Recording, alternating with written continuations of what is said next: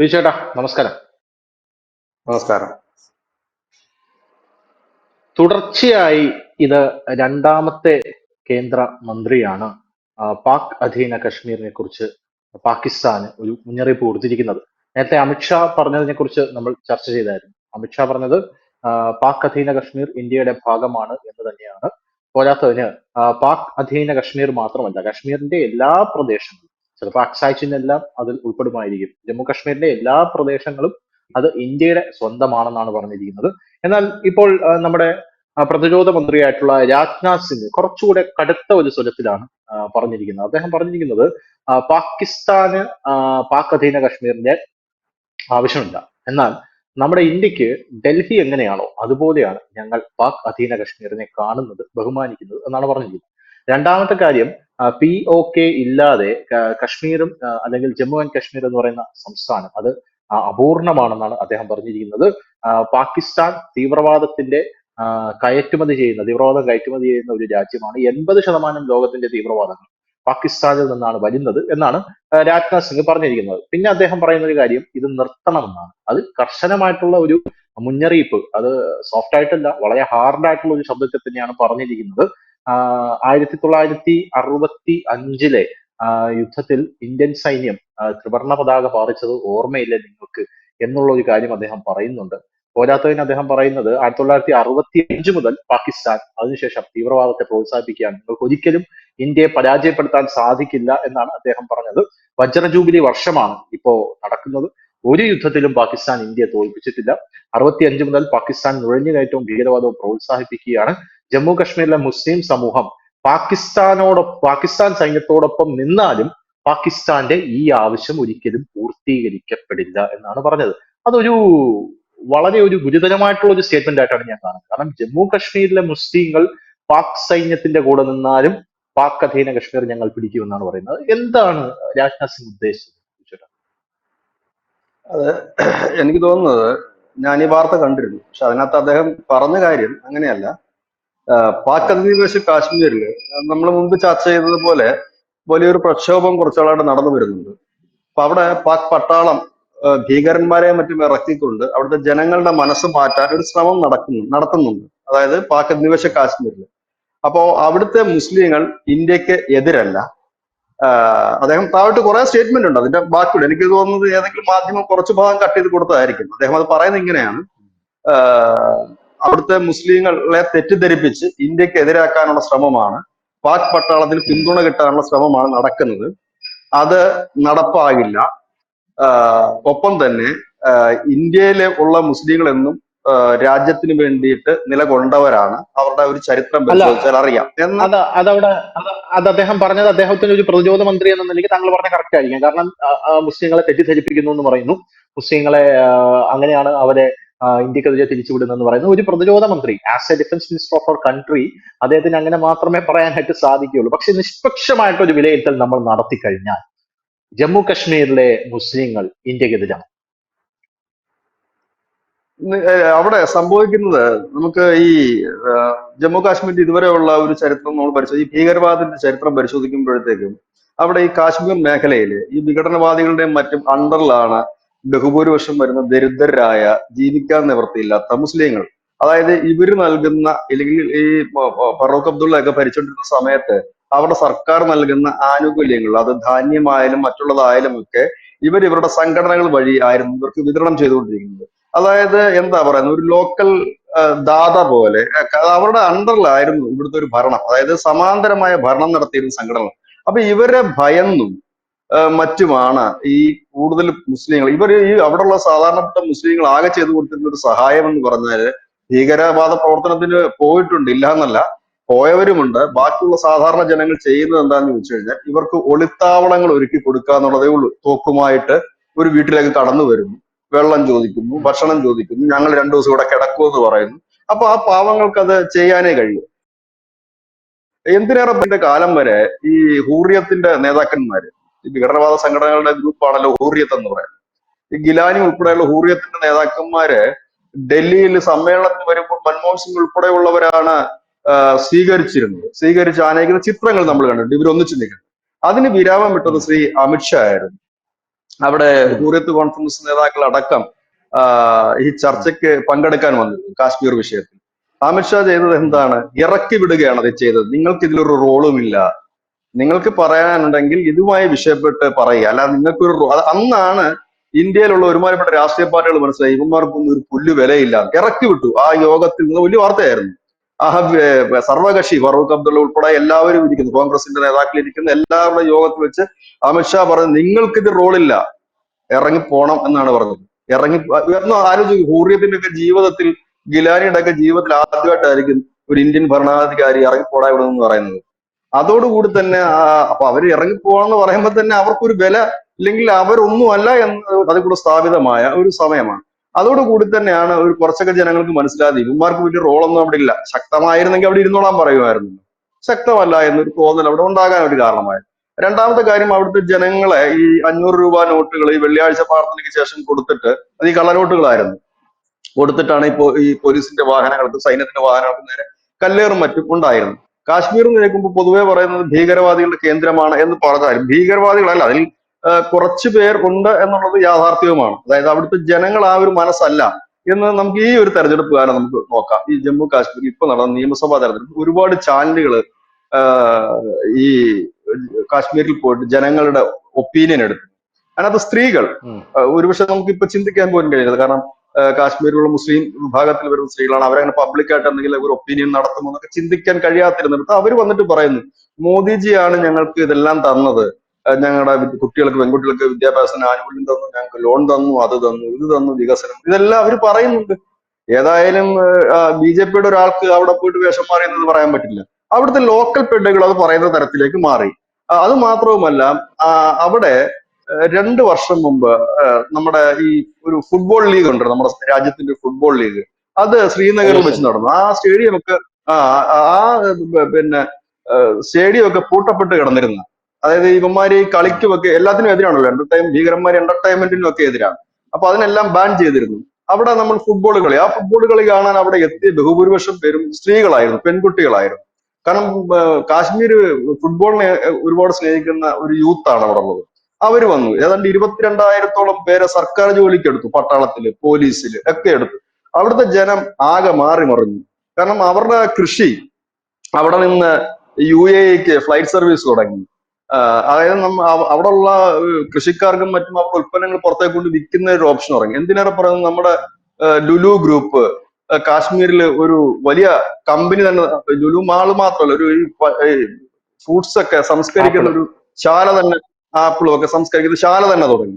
അങ്ങനെ അവിടുത്തെ ജനങ്ങൾ പതുക്കെ എന്താണ് ഇതിനകത്ത് അവർക്കുണ്ടായിരുന്ന തടസ്സം, അതായത് വികസനം അവരിൽ എത്തിയിരുന്നില്ല, ഇല്ലെങ്കിൽ അവർക്ക് ഒന്നും കിട്ടിയിരുന്നില്ല, അതൊക്കെ കൊടുക്കാൻ ഒരു സർക്കാർ തയ്യാറാകുന്നു. ഒപ്പം സർക്കാർ കട്ടയ്ക്ക് ഇറങ്ങുന്നു, നിങ്ങൾ ആരെങ്കിലും ആക്രമിച്ചു കഴിഞ്ഞാൽ നമ്മൾ തിരിച്ചടിക്കും എന്നുള്ളത്. കാശ്മീർ അപ്പോഴും പണ്ഡിറ്റുകളെ ഉൾപ്പെടെ. സാധാരണക്കാരന് ഉണ്ടാകുന്ന ഒരു സംശയമുണ്ട്. അതായത് വിജയേട്ടൻ തന്നെ നേരത്തെ സൂചിപ്പിച്ചതുപോലെ അവിടെ നമ്മൾ 370 അബ്രഗേഷന് 370 അബ്രഗേഷൻ മുമ്പ് കണ്ടിട്ടുള്ള ഒരു സാഹചര്യമുണ്ട്. പട്ടാളത്തിനെ നിരന്തരം ആക്രമിച്ചുകൊണ്ടിരിക്കുകയാണ്. കണ്ടു കഴിഞ്ഞാൽ അവിടെയുള്ള സിവിലിയൻസ് ആണ് പട്ടാളത്തിനെ നിരന്തരം അറ്റാക്ക് ചെയ്യുന്നതായിട്ട് നമുക്ക് തോന്നിപ്പോകും. അപ്പോ അതിന്റെ ഒരു ഭീതിതമായിട്ടുള്ള ഒരു അന്തരീക്ഷം പട്ടാളക്കാർക്ക് അങ്ങോട്ട് അടുക്കാൻ പോലും കഴിയില്ലായിരുന്നു. നമ്മൾ ആഘോഷിച്ച ഒരു വലിയൊരു പിക്ചർ ഉണ്ട്, വിജയേട്ടൻ അറിയാമായിരിക്കും. അതായത് ഇങ്ങോട്ട് കല്ലെറിയുന്ന ഒരുത്തനെ ഇന്ത്യൻ പട്ടാളത്തിന്റെ ജീപ്പിന്റെ ഫ്രണ്ടിൽ കെട്ടിവെച്ചിട്ട് പട്ടാളം ആ ജീപ്പ് ഓടിച്ചുകൊണ്ട് പോകുന്ന ഒരു ചിത്രം ഉണ്ടായിരുന്നു. എന്നിട്ട് കല്ലെറിയട എന്ന് പറഞ്ഞൊരു സീൻ ഉണ്ടായിരുന്നു. അതൊക്കെ നമ്മുടെ ഇന്ത്യക്കാർക്ക് മുഴുവൻ രോമാഞ്ചം തരുന്ന ഒരു സീനായിരുന്നു. ഈ ആക്രമിക്കുന്നത് ആരായിരുന്നു അപ്പോ? ഈ സാധാരണ സിവിലിയൻ ആയിട്ടുള്ള ആൾക്കാരല്ലേ ഈ ഇന്ത്യൻ പട്ടാളത്തിനെ അവിടെ കല്ലെറിയുന്നതും ആക്രമിക്കുന്നതും? ധനുഷ, ഇതിനകത്ത് നമ്മൾ നമ്മുടെ ഭരണാധികാരികളെ തന്നെയാണ് കുറ്റപ്പെടുന്നത്. എന്താണെന്നറിയാം, ഈ കാശ്മീരിൽ മുൻപ് നമ്മളൊരു രണ്ടാം കിട പൗരന്മാരായിട്ട് അവർക്ക് അങ്ങ് വീതിച്ചു കൊടുത്തിരിക്കുക. അതായത് ഈ കോൺഗ്രസിന്റെ ഭരണകാലത്ത് ഈ ഫറൂഖ് അബ്ദുള്ളയുടെ ഒക്കെ ഒരു രാജവംശം കണക്കായിരുന്നു. ഈ അവിടുത്തെ സർക്കാർ മന്ദിരങ്ങളിൽ മുഴുവൻ ഇവരുടെ പാർട്ടിക്കാർക്ക് പതിച്ചു കൊടുത്തു, ഈ ബംഗ്ലാവുകളും മറ്റുമൊക്കെ. അതായത് ഒരു ഏരിയ നമ്മുടെ സർക്കാർ തിരിഞ്ഞു നോക്കുന്നില്ല, ആരും തിരിഞ്ഞു നോക്കുന്നില്ല, അവർ എന്തെങ്കിലുമൊക്കെ ചെയ്തോട്ടെ എന്ന രീതിയിൽ പോകുമ്പോൾ അവിടുത്തെ ജനതയ്ക്ക് ആശ്രയിക്കാൻ വേറെ ആരുമില്ല. ഈ പറയുന്ന തീവ്രവാദികളും അവരുടെ സംഘടനകളും മാത്രമേ ആശ്രയിക്കാനുള്ളൂ. ജമാഅത്ത് ഇസ്ലാമി 63,000 കോടി രൂപയുടെ സ്വത്താണ് കാശ്മീരിൽ നിന്ന് മാത്രം കിട്ടിയത്, ജമാഅത്ത് ഇസ്ലാമി കാശ്മീർ ഘടകത്തിന്റെ. അപ്പൊ ജമാഅത്ത് ഇസ്ലാമിക്ക് വലിയ സ്വാധീനം ഉണ്ടായിരുന്ന കാശ്മീരിൽ ഇന്ന് അവരെ നിരോധിച്ചു. അവന്മാർക്ക് പുറത്തിറങ്ങാൻ പോലും വയ്യാത്ത അവസ്ഥയിലെത്തി. ഇന്ന് എന്ത് പറ്റി? ഇന്ന് ജനങ്ങൾ തിരിച്ചറിഞ്ഞു തുടങ്ങി കാശ്മീരിലെ. ഇന്നെന്താ, റെയിൽപാതകൾ വന്നു തുടങ്ങി.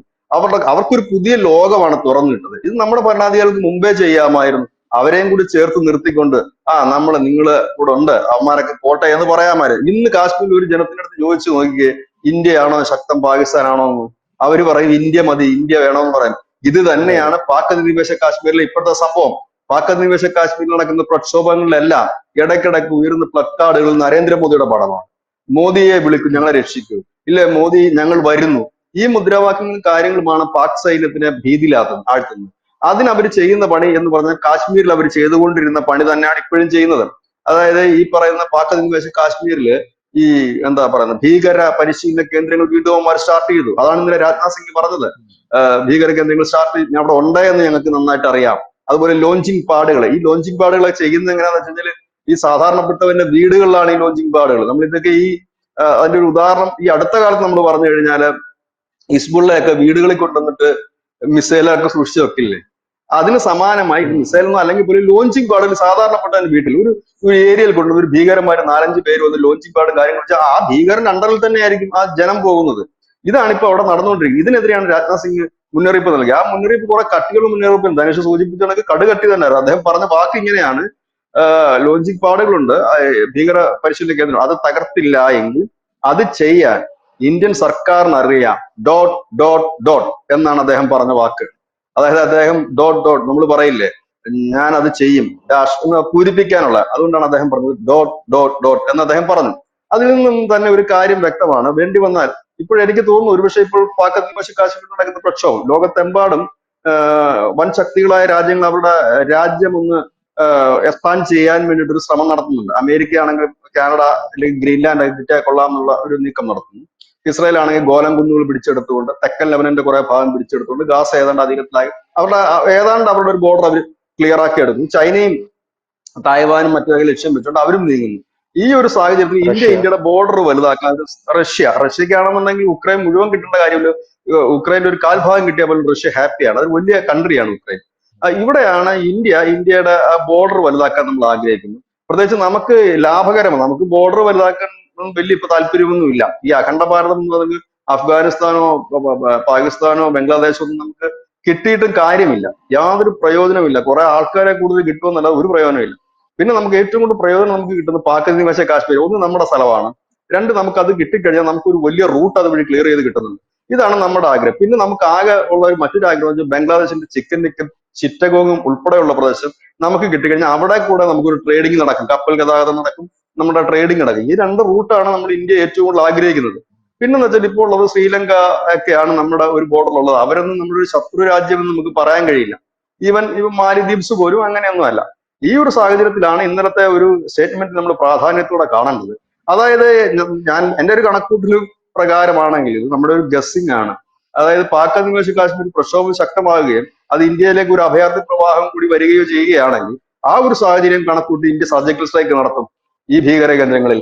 ഒന്നുകിൽ ഇന്ത്യ സർജിക്കൽ സ്ട്രൈക്ക് നടത്തുന്നതിന് തൊട്ടു പിന്നാലെ ഒരു പലായനം പോലെ പാക് അധിനിവേശ കാശ്മീർ ഇന്ത്യയുടെ ഭാഗമായി മാറിയേക്കാം. അതിനെ പിടിച്ചു നിർത്താൻ പാക് സൈന്യം മെനക്കെടും എന്ന് തോന്നുന്നില്ല. അതിന് പകരം പറയാൻ ഇത് കേൾക്കാനും ഓക്കെ സുഖമുള്ള ഒരു കാര്യം തന്നെയാണ് ഇന്ത്യ സർജിക്കൽ സ്ട്രൈക്ക് നടത്തുന്നത്. നമ്മളിത് പലപ്പോഴായിട്ട് നരേന്ദ്രമോദി 2014 കയറിയത് മുതൽ നമ്മൾ സംസാരിച്ചുകൊണ്ടിരിക്കുന്ന കാര്യമാണ്. ഞാനും ബിജെപിയും തന്നെ ഈ കാര്യം എപ്പോ ഈ പാക് അധീന കശ്മീർ ഇങ്ങോട്ട് വരുമെന്നുള്ള ഒരു കാര്യം ഒരുപാട് തവണ ചർച്ച ചെയ്തിട്ടുണ്ട്.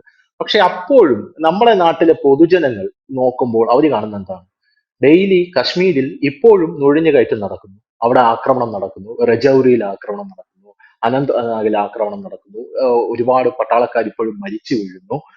15 വർഷം, അതായത് 3ാമത്തെ ടേമാണ് നരേന്ദ്രമോദി ഇതിലോട്ട് കടക്കുന്നത്. സ്വാഭാവികമായിട്ട് ഈ വീഡിയോയുടെ താഴെ വരാൻ പോകുന്ന ഒരു കമന്റ് ഇങ്ങനെയായിരിക്കും കേട്ടോ: ആദ്യം അവിടെ നടക്കുന്ന അക്രമങ്ങൾ നിങ്ങൾ നിർത്തൂ, പാക് അധീന കശ്മീർ നമുക്ക് പിടിക്കാം, അത് കഴിഞ്ഞ് നിങ്ങൾ അക്രമങ്ങൾ നിർത്തൂ എന്ന് പറഞ്ഞ കമന്റ് സ്വാഭാവികമായിട്ടും ഇതിന്റെ താഴെ വരും. അത് മുന്നിൽ കണ്ടുകൊണ്ടാ കൂടെയാണ് എന്റെ ചോദ്യം എന്ന് പറയുന്നത്. ഈ ഡെയിലി ആക്രമണങ്ങളുണ്ട്, നുഴഞ്ഞു കയറ്റങ്ങളുണ്ട്, ഇടയ്ക്കിടയ്ക്ക് ജയശങ്കർ വലിയ രീതിയിൽ താക്കീത് കൊടുക്കുന്നതാണ് പാകിസ്ഥാന്. പാകിസ്ഥാന് ഇന്ത്യ അടിക്കും എന്ന് പറയുന്നതല്ലാതെ പാകിസ്ഥാനെ ഇതുവരെ അങ്ങോട്ട് കയറി നമ്മൾ സർജിക്കൽ സ്ട്രൈക്കുകൾ നടത്തുന്നതല്ലാതെ അങ്ങോട്ട് പാകിസ്ഥാൻ അകത്ത് കയറിയുള്ള ഒരു ഓപ്പറേഷൻ ഒന്നും, ഒരു ഭീകരമായിട്ടുള്ള ഓപ്പറേഷൻ ഒന്നും നമ്മൾ ഇതുവരെ നടത്തിയിട്ടില്ല. സർജിക്കൽ സ്ട്രൈക്കുകൾ നടത്തിയിട്ടുണ്ട്. ഇപ്പോഴും നുഴഞ്ഞുകയറ്റങ്ങൾ വരികയാണല്ലോ. ആ നുഴഞ്ഞുകയറ്റങ്ങൾക്ക് അവിടെയുള്ള പാകിസ്ഥാനിലുള്ള ചിലരുടെയെങ്കിലും, എല്ലാവരും അല്ല, ചിലരുടെയെങ്കിലും ഒരു സഹായം ഉണ്ടല്ലോ. ഇടയ്ക്ക് ഒരു മന്ത്രി, ആ മന്ത്രിയുടെ പേര് ഞാൻ മറന്നുപോയി, അദ്ദേഹം അത് പറയുന്നതായിട്ടും എന്റെ ശ്രദ്ധയിൽപ്പെട്ടിട്ടുണ്ട്. അതായത് നിങ്ങളുടെ വീടുകളിൽ ഇവർക്ക് സൗകര്യം ഒരുക്കി കൊടുക്കരുത്. അപ്പൊ അങ്ങനെ പറയേണ്ട ആവശ്യം നമ്മുടെ രാജ്യത്തിനുണ്ടോ? എന്തിനാണ് അങ്ങനെ പറയുന്നത്? നമുക്ക് നടപടി എടുക്കാനുള്ള ഒരു ശക്തിയില്ല ചേട്ടാ. ഈ നുഴഞ്ഞുകയറ്റത്തിനെങ്കിലും നമ്മൾ ഒന്ന് നിർത്താനുള്ള, പൂർണ്ണമായിട്ടും നിർത്താനുള്ള ഒരു ഒരു കെൽപ്പ് ഇന്ത്യക്കില്ലേ? അല്ലെങ്കിൽ നമുക്ക് നിർത്താൻ സാധിക്കാത്തതാണോ? അല്ലെങ്കിൽ വേറെ എന്തെങ്കിലും വിഷയമാണോ അവിടെ ഉള്ളത്? പാക് അധീന കശ്മീർ അവിടെ നിൽക്കട്ടെ. അല്ല, ഇതിനകത്ത് ഈ കാശ്മീരിലെ വിഷയം ഇപ്പോഴുള്ളതും നേരത്തെ ഉള്ളതും രണ്ട് രണ്ട് വിഷയമുണ്ട്. ഇപ്പോഴുള്ള ഭീകരന്മാരിൽ ഏതാണ്ട് 80% പുറത്തുള്ളവരാ, കാശ്മീർ, അതായത് രാജ്യത്തിന് പുറത്തുള്ളവരാ, വിദേശ ഉം. ഭീകരരെന്നാണ് നമ്മൾ ഈ അടുത്ത കാലത്തെല്ലാം അതിനെ വിശേഷിപ്പിക്കുന്നത്. എസ് ജയശങ്കർ ആയാലും നമ്മുടെ കരസേനാ മേധാവി ആയാലും ഒക്കെ. മുൻപ് ഉണ്ടായിരുന്ന ഭീകരിൽ ഏതാണ്ട് 50% മേലിൽ തദ്ദേശീയരായിരുന്നു, കാശ്മീരികൾ തന്നെയായിരുന്നു, കാശ്മീരി യുവാക്കൾ തന്നെയായിരുന്നു, കാശ്മീരിലുള്ള ആളുകൾ തന്നെ ആയിരുന്നു. ഇപ്പോഴതിന്റെ എണ്ണം കുറഞ്ഞു. കാശ്മീരിലുള്ള തദ്ദേശീയരായിട്ടുള്ളവർ ഭീകര സംഘടനയിൽ ചേരാൻ പോകുന്നതിന്റെ എണ്ണം കുറഞ്ഞു. പകരം ഇപ്പൊ ചെയ്യുന്ന പണി എന്ന് പറഞ്ഞു കഴിഞ്ഞാൽ, പാകിസ്ഥാൻ ചെയ്യുന്ന പണി എന്ന് വെച്ചാൽ പുറത്തു നിന്നുള്ള ടെററുകളെ കടത്തിവിടുകയാണ്. നമ്മൾ തന്നെ മുമ്പ് റിപ്പോർട്ട് ചെയ്തൊരു വാർത്തയുണ്ട്. അതിനകത്ത് ഈ അഫ്ഗാനിസ്ഥാനിലൊക്കെ മുമ്പ് സൈന്യത്തിലൊക്കെ ജോലി ചെയ്തിരുന്ന മുൻ സൈനികരും മറ്റുമൊക്കെ, അവർക്കൊക്കെ വലിയ സാമ്പത്തിക പരാധീനതയും ബുദ്ധിമുട്ടുണ്ട്. ഈ അമേരിക്കൻ പെല്ലറ്റൊക്കെ നമ്മൾ ഇവിടുന്ന് പിടികൂടുന്നുണ്ട്. അതിന്റെയൊക്കെ പിന്നിൽ ഈ അന്ന് അമ്മമാരുടെ കയ്യിലുണ്ടായിരുന്നു. അന്ന് അന്ന് ഈ അമേരിക്കയുടെ ഒരു സഹായത്തിലായിരുന്നുള്ളൂ അന്ന് അവിടുത്തെ സൈന്യം മുമ്പോട്ട് പോയിരുന്നു. ഈ താലിബാൻ പിടിച്ചുകൂടി പണിയില്ലാതായ ഒരുപാട് ടെറർ ഗ്രൂപ്പുകളും ഒരുപാട് സൈനികരും ഒക്കെ ഉണ്ട്. ഇവരെ ഉൾപ്പെടുത്തിക്കൊണ്ട് ഒരു കൊട്ടേഷൻ സംഘം പോലെയാണ് ഇവിടെ കടത്തിവിടുന്നത്. ഇനി രണ്ടാമത്തെ അതിർത്തി എന്ന് പറഞ്ഞാൽ, നമുക്കിപ്പോ ബംഗ്ലാദേശും ആയിട്ടുള്ള അതിർത്തി പോലെ അല്ല പാകിസ്ഥാനുമായിട്ടുള്ള അതിർത്തി. ഈ അതിർത്തി എന്ന് പറഞ്ഞാൽ വളരെ ദുഷ്കരമായ അതിർത്തിയാണ് നമുക്ക് ഈ പാകിസ്ഥാനുമായിട്ട് ഉള്ളത്. അതായത് ഈ കനത്ത മഞ്ഞ് വീഴ്ചയിലൊക്കെ നമുക്ക് വലിയ റിസ്ക് ആണ്. ഇന്നലെ തന്നെ നമ്മൾ ഒരു വാർത്ത നമ്മൾ ന്യൂസ് ഇന്ത്യ മലയാളം ചെയ്തിരുന്നു. അവിടെ ഈ അതിർത്തി രജൌരി സെക്ടറിലാണ്. അവിടെ അതിർത്തി പെട്രോളിങ്ങിന് പോയ 6 ജവാന്മാർ കുഴിബോംബ് പൊട്ടി പരിക്ക് പറ്റി. ആ അതിന്റെ വാർത്ത പെട്ടെന്ന് കാണുമ്പോൾ നമ്മൾ വിചാരിക്കും ഭീകരർ സ്ഥാപിച്ചാണ്. പക്ഷെ ഭീകരർ സ്ഥാപിച്ചല്ല, സേന തന്നെ സ്ഥാപിച്ച കുഴിബോംബാണ്. അത് ഈ കനത്ത മഞ്ഞ് വീഴ്ച വരുമ്പോൾ ഇതിന്റെ പൊസിഷൻ അങ്ങോട്ടും ഇങ്ങോട്ടും മാറും. അപ്പൊ അതറിയാതെ ആ കൂട്ടത്തിൽ പോയ ഒരു സൈനികൻ അതിനെ മറികടന്നപ്പോഴാണ് അത് പൊട്ടിത്തെറിച്ചത്. അപ്പോ സൈന്യം തന്നെ അത് പറയുന്നത് ഇങ്ങനെ സംഭവിക്കാം അബദ്ധങ്ങൾ, കാരണം ഈ കനത്ത മഞ്ഞ് വീഴ്ചയിൽ ഈ സ്ഥാപിക്കപ്പെടുന്ന കുഴിബോംബുകളുടെ പൊസിഷൻ മാറുന്നു. അപ്പൊ അതിർത്തിയിലൊക്കെ നമ്മൾ ഇതെല്ലാം ചെയ്യുന്നുണ്ട്. അപ്പോ ഇങ്ങനെയൊക്കെയുള്ള കാര്യങ്ങളുണ്ട്. അതുപോലെ തുരങ്കം ഈ ഭീകരന്മാർ നടത്തി അതുവഴി വരുന്നുണ്ട്. അപ്പോ ഇതിനെ മറികടക്കാൻ വേണ്ടിയിട്ടാണ് നമ്മൾ ഗ്രാമീണർക്ക് തോക്ക് നൽകിക്കൊണ്ട് അവരെ കൂടെ നമ്മുടെ ഒരു പ്രൊട്ടക്ഷൻ ഗാർഡാക്കി പരിശീലിപ്പിച്ചുകൊണ്ട്, ഗ്രാമീണർക്ക് തന്നെ ഭീകരർ വരും. അങ്ങനെ ഈ ഗ്രാമീണർ തന്നെ ഭീകരരെ ഓടിച്ച് ഒരുപാട് വാർത്തകൾ നമ്മൾ തന്നെ കൊടുത്തിട്ടുണ്ട്. അതൊക്കെ വരുന്നത് ഈ സമയത്താണ്, ഈ പുതിയ കാലഘട്ടത്തിലാണ് അങ്ങനെ വരുന്നത്. അതായത് ഗ്രാമസഭകളിലേക്ക്, അതായത് ഗ്രാമങ്ങളിലേക്ക് ഭീകരന്മാർ ഓടിപ്പോയ വാർത്തകളൊക്കെ നമ്മൾ കൊടുത്തിട്ടുണ്ട്, ഇവർ തോക്കുമായിട്ട് വരുമ്പോൾ ചെയ്യുന്നു. പിന്നെ ഇവർക്ക് പോലീസിനെ ബന്ധപ്പെടാനുള്ളതുണ്ട്. പിന്നെ രണ്ടാമത്തെ ഒരു കാര്യം, ഈ ഗ്രാമങ്ങളിൽ ഭീകരർ എത്തിക്കഴിഞ്ഞാല് സൈന്യത്തിന് അവിടെ എത്തപ്പെടാനുള്ള ബുദ്ധിമുട്ടുകളുണ്ട്. അതായത് ഈ റോഡ്, വഴി, അതൊരു വലിയ വിഷയം തന്നെയാണ് ഇപ്പോഴും. ഈ യാഥാർത്ഥ്യത്തിന് നേരെ നമ്മൾ കണ്ണടച്ചിട്ട് കാര്യമില്ല. ഇവിടെ മറ്റൊരു കാര്യം ഇപ്പൊ എല്ലാവരും ചോദിക്കാറുണ്ട്, വനത്തിനുള്ളിൽ ഭീകരർ കുടുങ്ങി, സൈന്യത്തിന് ഫ്ലൈറ്റ് ഉപയോഗിച്ചുകൂടെ, ഹെലികോപ്റ്റർ ഉപയോഗിച്ചുകൂടെ, ബോംബിട്ടൂടെ എന്ന് ചോദിക്കും. വേറൊരു കാര്യം എന്ന് വെച്ചാൽ ഈ അവിടെ വലിയ ഒരു വിഭാഗം ഗോത്രവർഗ്ഗങ്ങൾ ഇപ്പോഴും ഈ വനമേഖലയിൽ താമസിക്കുന്നവരുണ്ട്. ഇതിന്റെ ഇടയിലായിരിക്കും ഒരു ഭീകരനുള്ളത്. ഈ മോളിൽ കൂടെ പോയിട്ട് ബോംബിടുക എന്ന് പറഞ്ഞാൽ നമ്മൾ നമ്മുടെ സ്വന്തം ജനതയുടെ തന്നെ കുറെ അധികം പേരെ കൊല്ലുക എന്നുള്ളത്. ഭീകരൻ കൊല്ലപ്പെടുമായിരിക്കാം അതിനകത്ത്, പക്ഷെ കൊല്ലപ്പെട്ടു പോകും.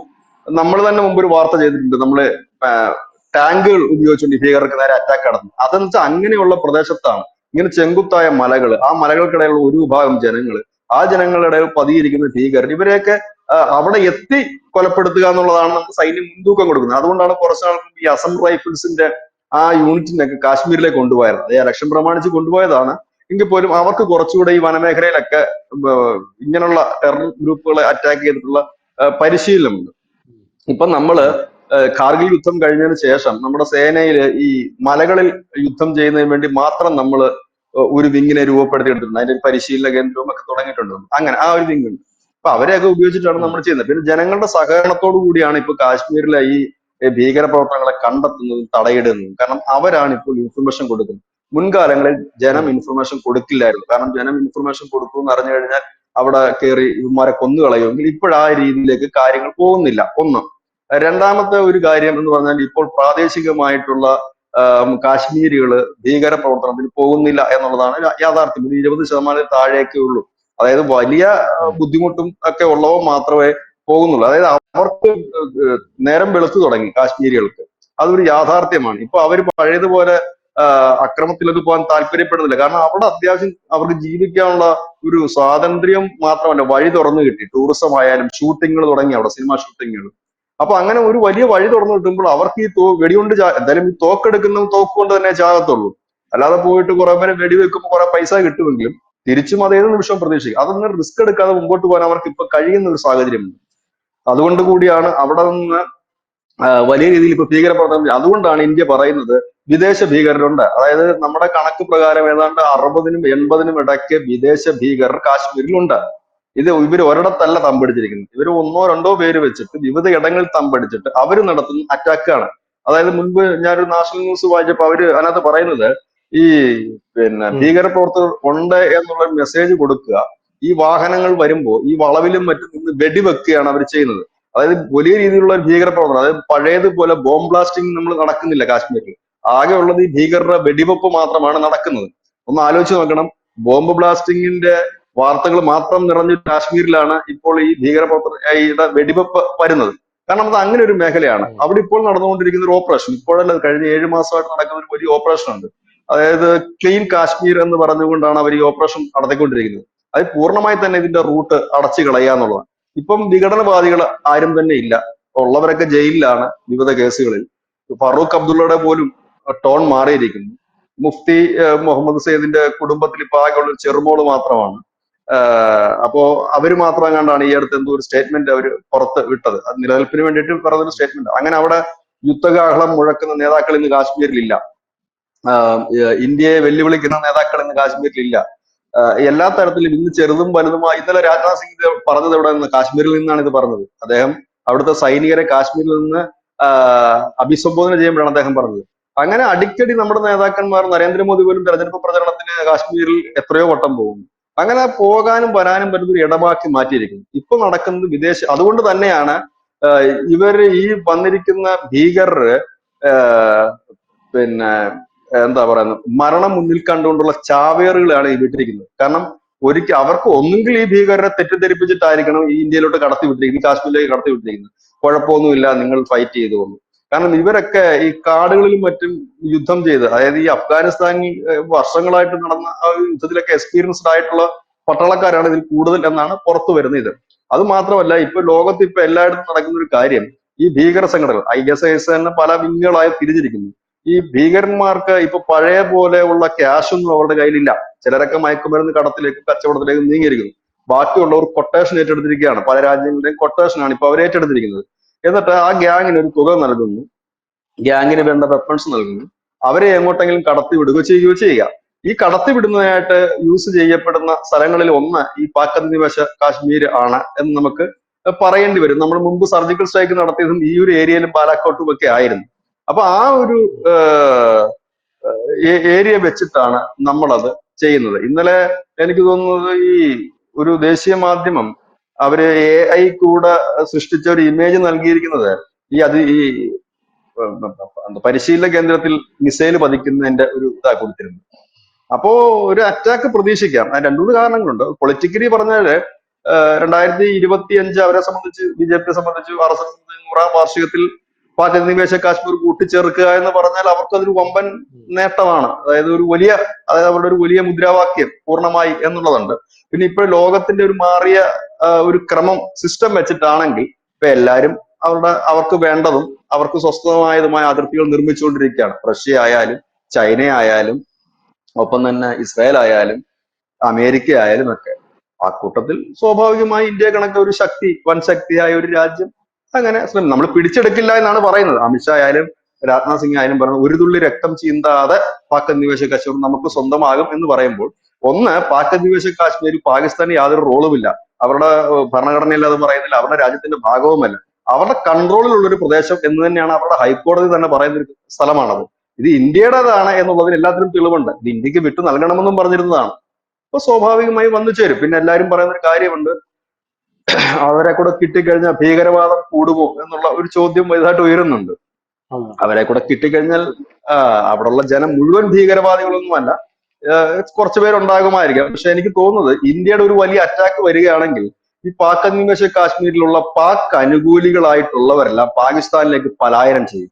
അവിടെ പിന്നെ നിൽക്കില്ല. കാരണം ഇന്ത്യൻ മിലിറ്ററിയെ കുറിച്ച് ഒരു വലിയ ഭയം ഈ പാകിസ്ഥാനികൾക്കുണ്ട്.